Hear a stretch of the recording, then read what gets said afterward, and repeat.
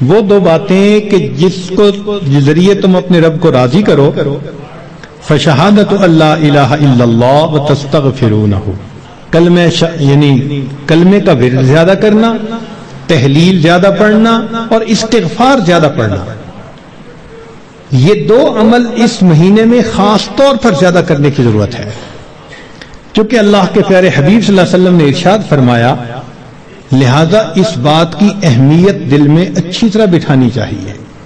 تو لا الہ الا اللہ کی بھی کثرت کریں، کم از کم چند سو مرتبہ دن میں پڑھ لیا کریں، اور ہمت والے تو 1000 دفعہ 2000، جیسے آگ کسی چیز کو جلا کے ختم کر دیتی ہے، یہ مہینہ بھی مومن کے گناہوں کے نام و نشان کو مٹا دیتا ہے۔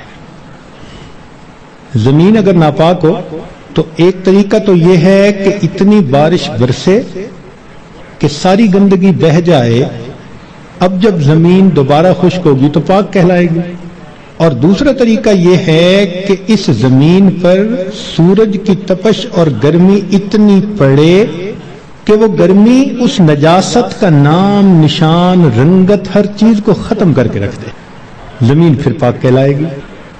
تو یہ مثال ہے رمضان کی کہ اس مہینے میں اللہ رب العزت کی طرف سے اتنی رحمتوں کی بارش ہوتی ہے کہ انسان کے دل کی نجاستوں کو وہ مٹا کے رکھ دیتی ہے۔ یا یوں سمجھ لیں کہ اس مہینے میں برکات کی ایسی تپش آتی ہے انسان کے دل پر، نور کا سورج جو طلوع ہوتا ہے تو وہ دلوں کو اس قدر حرارت پہنچاتا ہے کہ دلوں کی نجاست کو مٹا کے رکھ دیتا ہے، اس لیے اس کو رمضان کہا گیا۔ حدیث مبارکہ میں اس کے مختلف نام ہیں۔ عربوں میں عظمت والی چیز کے کئی نام ہوتے تھے، اللہ رب العزت کے 99 نام، وَلِلَّهِ الْأَسْمَاءُ الْحُسْنَى، تو رمضان کے بھی کئی نام، چنانچہ حدیث مبارکہ میں اس کو شہر مبارک، اس لیے ہم رمضان مبارک بھی کہہ دیتے ہیں، شہر عظیم، عظمت والا مہینہ، شہر الصبر، صبر کا مہینہ، شہر المواسات، غمخاری کا مہینہ۔ چنانچہ علماء نے لکھا ہے کہ رمضان سید الشہور، یہ مہینوں کا سردار ہے، فیہ بدأ نزول القرآن، اس میں ہی قرآن مجید نازل ہوا۔ اس کی 27 تاریخ کو، رمضان کی 27 تاریخ کو لوح محفوظ پر آسمان دنیا پر نازل کر دیا گیا، پھر وہاں سے 23 سال کے عرصہ میں آہستہ آہستہ آیات کو نبی علیہ السلام پر اتارا گیا۔ تفسیر طبری میں قتادہ رضی اللہ تعالی عنہ کی روایت ہے، فرماتے ہیں ان اللہ اصطفیٰ صفایا من خلقہ، اصطفیٰ من الملائکۃ رسلا ومن الناس واصطفیٰ من الکلام ذکرہ، اللہ تعالیٰ نے انسانوں میں فرشتوں میں بعض کو چن لیا ہے، ان کو فضیلت بخش دی ہے، کلام میں اللہ نے اپنے ذکر کو، اپنی یاد کو پسند فرما لیا، واصطفیٰ من الارض مساجدہ، اور زمین کے ٹکڑوں میں سے جو مساجد جہاں بنی ہے ان مساجد کو اللہ نے چن لیا، واصطفیٰ من الشہور رمضان، اور مہینوں میں سے اللہ نے رمضان کو چن لیا، واصطفیٰ من الایام یوم الجمعہ، دنوں میں اللہ تعالیٰ نے جمعہ کے دن کو چن لیا، واصطفیٰ من اللیالی لیلۃ القدر، اور راتوں میں اللہ تعالیٰ نے لیلۃ القدر کو چن لیا، فعظموا ما عظم اللہ، تم بھی تعظیم کرو اس کی جس کی اللہ نے تعظیم فرمائی، جس کو اللہ نے عظمت بخشی تم بھی اس کی تعظیم کرو۔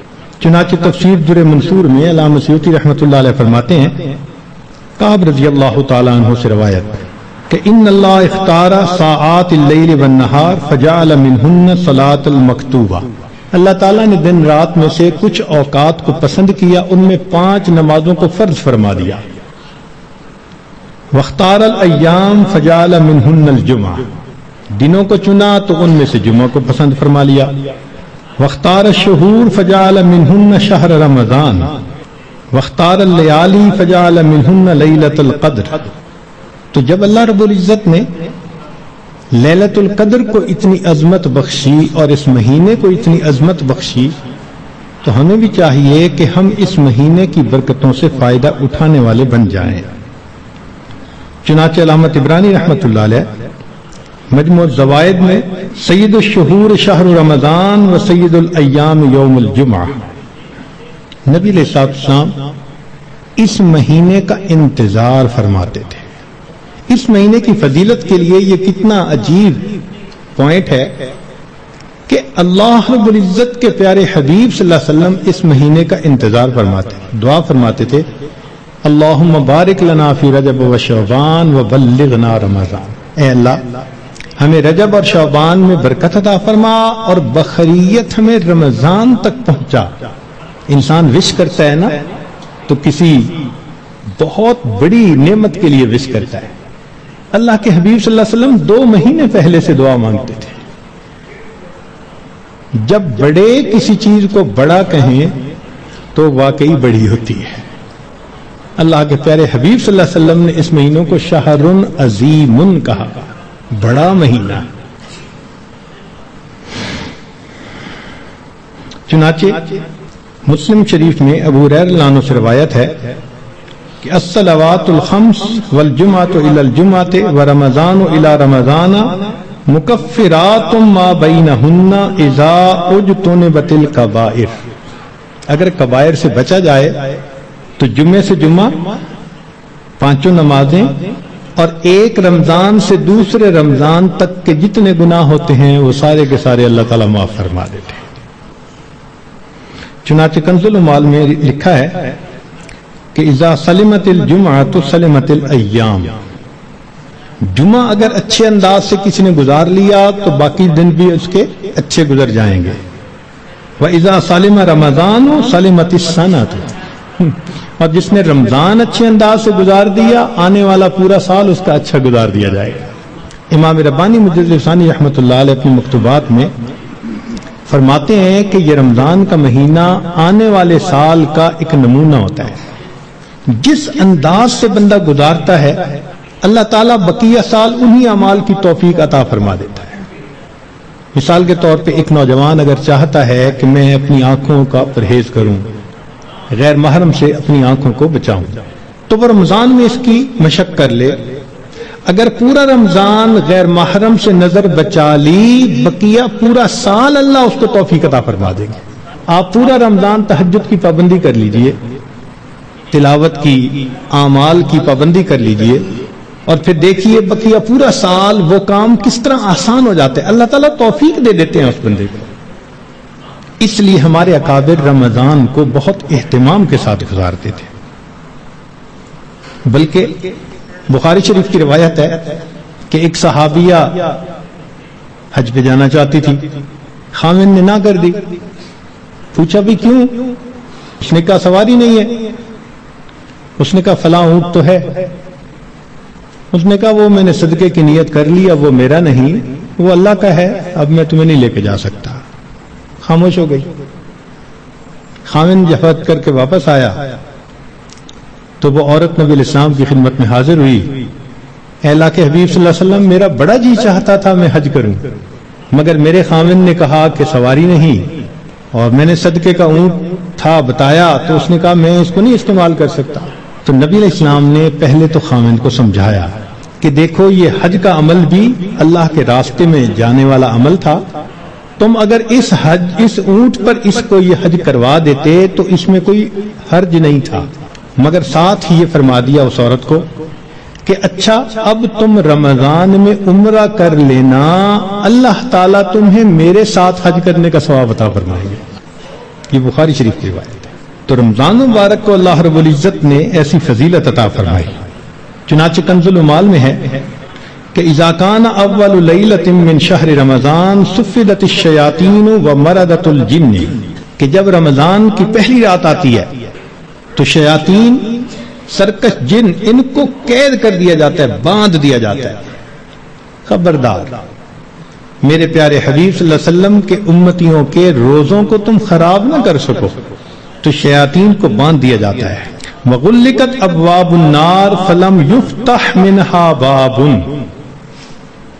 جہنم کے سارے دروازے بند کر دیے جاتے ہیں، پورا رمضان بند رہتے ہیں۔ وفتحت ابواب الجنت فلم یغلق منها باب، اور جنت کے سارے دروازے کھول دیے جاتے ہیں اور ان دروازوں کو پورا مہینہ بند نہیں کیا جاتا۔ سبحان اللہ۔ اللہ رب العزت اس مہینے میں جنت کی سیل لگاتے ہیں۔ وَيُنَادِي مُنَادٍ كُلَّ لَيْلَةٍ، اور ایک ندا دینے والا فرشتہ ہر رات یہ ندا دیتا ہے، یا باغی الخیر اقبل، اے نیکی کے متلاشی آگے بڑھ۔ ابتغاء سے ہے یہ لفظ باغی الخیر۔ وَيَا بَاغِيَ الشَّرِّ اقصر، اے برائی کے تلاش کرنے والے تھم جا، رک جا۔ وَلِلَّهِ عُتَقَاءً مِّنَ النَّارِ وَذَلِكَ كُلَّ لَيْلَةٍ، ہر رات میں اللہ تعالیٰ جہنم سے جہنمیوں کو بری فرما دیتے ہیں۔ اب یہاں طالب علم کے ذہن میں ایک سوال پیدا ہوتا ہے کہ رمضان مبارک میں شیاطین تو قید ہو گئے، پھر کیوں برائیاں ہوتی ہیں، غفلتیں ہوتی ہیں؟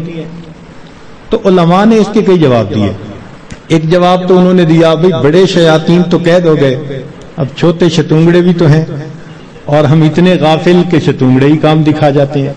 دوسرا علماء نے یہ کہا کہ شیطان کی وجہ سے نفس کے اندر اتنی خباثت آ جاتی ہے کہ شیطان اگر باندھ بھی دیا جاتا ہے تو نفس اس کا کارندہ بنا رہتا ہے، وہ انسان کو گناہوں پر اکسائے رکھتا ہے۔ یا برے دوست ہوتے ہیں، یار بد، ان کی وجہ سے انسان رمضان میں بھی نیکی پر نہیں آتا۔ مگر اس کی خوبصورت مثال یہی ہے کہ جیسے لوہے کو بھٹی میں گرم کرے نا تو سرخ ہو جاتا ہے، پھر اس کے بعد اس کو بھٹی سے نکال لیں تو وہ 1 منٹ میں ٹھنڈا نہیں ہوتا، وہ گھنٹہ 2 گھنٹے گرم رہتا ہے۔ تو شیطان نے انسان کو گناہوں کی بھٹی میں اتنا گرما دیا ہوتا ہے کہ ان لوگوں کے لیے رمضان کا مہینہ آ بھی جاتا ہے تو وہ گرمی اسی طرح موجود رہتی ہے۔ نبی علیہ السلام نے ارشاد فرمایا، من وافق موتہ عند القضاء رمضان دخل الجنہ، جس بندے کو رمضان المبارک کے اندر موت آ گئی اللہ تعالیٰ اس کو جنت کے اندر داخل فرما دیتے ہیں۔ سیدہ عائشہ صدیقہ رضی اللہ تعالیٰ عنہ فرماتی ہیں کہ کان رسول اللہ صلی اللہ علیہ وسلم یجتہد فی رمضان ما لا یجتہد فی غیرہ، مسلم شریف کی روایت کہ رمضان المبارک میں نبی علیہ السلام عبادات میں اتنی محنت فرماتے تھے، مشقت اٹھاتے تھے کہ رمضان کے علاوہ کسی اور مہینے میں اس قدر محنت نہیں فرماتے تھے۔ اس سے معلوم ہوا کہ خاص اہتمام فرماتے تھے اس مہینے۔ ایک اور روایت ہے بہقی کی، سیدہ عائشہ صدیقہ رضی اللہ عنہا فرماتی ہیں کہ کان رسول اللہ صلی اللہ علیہ وسلم اذا دخل رمضان، کہ جب رمضان کا مہینہ آتا تھا، شد مئزرہ، نبی علیہ السلام اپنے تہبند کو کس کے باندھ لیتے تھے، ثم لم یأت فراشہ حتی ینسلخ، پھر پورا مہینہ گزرنے تک اپنے بستر پر واپس نہیں آیا کرتے تھے۔ اللہ اکبر کبیرہ، اس لیے کہ وہ رمضان کی برکات سے واقف تھے، جانتے تھے۔ بہقی کی شریف کی ایک اور روایت ہے، کان اذا دخل رمضان تغیر لونہ، کہ جب رمضان کا مہینہ آتا تھا نبی علیہ السلام کا چہرے کا رنگ بدل جاتا تھا۔ اللہ اکبر کبیرہ، وکثرت صلاتہ، اور نبی علیہ السلام نماز نفل کثرت کے ساتھ پڑھتے تھے۔ وابتہل فی الدعاء واشفق لونہ، اور اپنی دعا میں اتنے اللہ کے سامنے عاجزی کرتے تھے کہ آپ صلی اللہ علیہ وسلم کا چہرہ انور سرخ ہو جایا کرتا تھا۔ اللہ اکبر۔ چنانچہ ایک حدیث مبارکہ میں ہے، سلمان فارسی رضی اللہ عنہ اس کی روایت فرماتے ہیں کہ خطبنا رسول اللہ صلی اللہ علیہ وسلم فی آخر یوم من شعبان فقال، نبی علیہ السلام نے فرمایا، یا ایھا الناس قد اضلکم شہر عظیم مبارک، اے لوگو تمہارے اوپر ایک بڑا مہینہ برکت والا آ گیا ہے، شہر فیہ لیلۃ خیر من الف شہر، ایسا مہینہ کہ جس میں ایک رات ہے جو 1000 مہینوں کی عبادت سے بھی زیادہ افضل ہے۔ شہر جعل اللہ صیامہ فریضہ، ایک ایسا مہینہ جس کے روزے کو اللہ رب العزت نے فرض فرمایا، وقیام لیلہ تطوعا، اور رات کے قیام کو اللہ نے اپنے قرب کا ذریعہ بنایا۔ من تقرب فیہ بخصلۃ من الخیر کان کمن ادى فریضۃ فیما سوا، جس نے رمضان میں نفل عمل کیا ایسے اجر ملے گا جیسے رمضان کے علاوہ اس نے کسی فرض کے اوپر عمل کیا تھا۔ ومن ادى فریضۃ فیہ کان کمن ادى 70 فریضۃ فیما سوا، جس نے ایک فرض پر عمل کیا اس کو 70 فرض جو غیر رمضان میں ہوتے ہیں اس کے برابر اجر عطا کیے جاتے ہیں۔ یہاں سے معلوم ہوا کہ اللہ رب العزت رمضان مبارک میں انسان کے اعمال کا ریٹ 70 گنا بڑھا دیتے ہیں، ملٹیپلائی، سبحان اللہ۔ ایک ایک عمل کو دنیا ریٹ انکریز کرتی ہے تو 10% اور 20%، 10واں حصہ 20واں حصہ، اللہ تعالیٰ ریٹ بڑھاتے ہیں تو کیا 70 گنا، 70 سے ضرب دے دی، اس لیے کہ وہ شہنشاہ حقیقی ہے، وہ اپنے بندوں کو اتنا اجر دینا چاہتا ہے کہ ان کے گناہوں کی ظلمتیں ختم ہو جائیں۔ تو ایسے وقت میں ہمیں بھی چاہیے کہ ہم اپنے اعمال اللہ رب العزت کے حضور پیش کریں۔ چنانچہ نبی علیہ السلام نے ارشاد فرمایا، هو شہر الصبر والصبر ثوابہ الجنہ، یہ صبر کا مہینہ ہے اور صبر کا بدلہ جنت ہے۔ وہ شہر المواسات، غمخاری کا مہینہ، سبحان اللہ۔ چنانچہ اسی حدیث میں آگے نبی الاسلام نے ارشاد فرمایا کہ اولہ رحمت، اس مہینے کے پہلے 10 دن رحمت، وأوسطہ مغفرۃ، درمیان کے 10 دن مغفرت کے، وآخرہ عتق من النار، اور آخری 10 دن آگ سے آزادی کے۔ وہ کیسے؟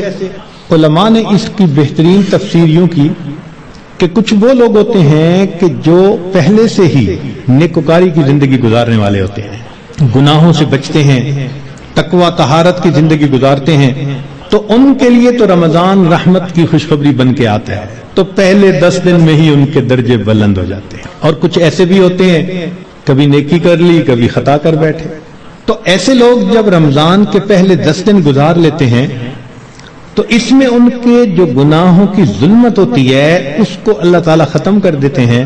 چنانچہ اوسطہ مغفرۃ، ان کے لیے درمیانی 10 دن مغفرت کا پیغام بن جاتے ہیں۔ اور کچھ بہت زیادہ غفلت میں رہنے والے، اگر 10 دن سے ان کا کام نہیں بنا تو 20 دن سے ان کا کام بن جاتا ہے۔ چنانچہ جب 20 دن کی برکتیں ان کے دل کو دھو دیتی ہیں تو آخرہ عتق من النار، آخری اشرہ ان کے لیے بھی آگ سے آزادی کا اشرہ بن جاتا ہے۔ معلوم ہوا کہ اس مہینے میں تھوڑا غافل ہو یا زیادہ غافل، ہر بندے کی مغفرت کا اللہ تعالیٰ انتظام فرماتے ہیں۔ ہاں، بندے کو خود کوشش کرنی چاہیے۔ اگر کوئی آدمی خود ہی بے توجہ بن کر زندگی گزارے اور رمضان کا احترام ہی نہ کرے تو وہ تو پھر اپنا قصور ہے نا، ورنہ یہ اس کو احساس ہو گیا کہ مجھے رمضان مبارک کے اس مہینے میں اللہ کا قرب حاصل کرنا ہے، اس مہینے کی برکتیں اتنی ہیں کہ ایک لمحے کی برکت انسان کو ولی بنانے کے لیے کافی ہے۔ امام ربانی مجدد ثانی رحمۃ اللہ فرماتے ہیں مکتوبات میں کہ اے کاش پورے سال کی برکتوں کو رمضان المبارک کی برکتوں کے ساتھ وہ نسبت ہوتی جو ایک دریا کو سمندر کے ساتھ ہوتی ہے، مگر وہ بھی نہیں ہے۔ اس مہینے کی برکتیں اتنی زیادہ ہیں، اللہ اکبر کبیرہ۔ چنانچہ نبی علیہ السلام نے ارشاد فرمایا کہ وَاسْتَكْثِرُوا فِيهِ مِنْ 4 خصال، 4 اعمال اس مہینے میں زیادہ کرو۔ خصلتین تردون بہما ربکم وخصلتین لا غناء بکم عنہما، 2 عمل تو ایسے ہیں کہ جن سے تم اپنے رب کو راضی کرو، اور 2 عمل ایسے ہیں کہ تمہیں اس کے سوا چارہ ہی نہیں، مجبوری ہے تمہاری. اللتان تردون بہما ربکم، وہ 2 باتیں کہ جس ذریعے تم اپنے رب کو راضی کرو. فشہادت اللہ الہ الا اللہ وتستغفرونہ، یعنی کلمے کا ورد زیادہ کرنا، تحلیل زیادہ پڑھنا اور استغفار زیادہ پڑھنا. یہ 2 عمل اس مہینے میں خاص طور پر زیادہ کرنے کی ضرورت ہے، کیونکہ اللہ کے پیارے حبیب صلی اللہ علیہ وسلم نے ارشاد فرمایا، لہذا اس بات کی اہمیت دل میں اچھی طرح بٹھانی چاہیے.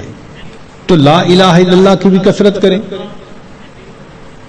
کم از کم چند 100 مرتبہ دن میں پڑھ لیا کریں، اور ہمت والے تو 1000 دفعہ 2000. ایسے لوگ ہیں ہر دن میں رمضان کے 10,000 مرتبہ تحلیل پڑھتے ہیں. اس وقت ایسے لوگ ہیں رمضان المبارک کے ہر دن میں ایک قرآن مجید کی تلاوت مکمل کرتے ہیں. نوجوان ہیں، کما رہے ہیں، وقت تو ایک جیسا ہے ہمارا بھی اور ان کا بھی، لیکن انہوں نے یہ محسوس کر لیا کہ اس وقت میں ہم نے اللہ کو راضی کر کے ہٹنا ہے.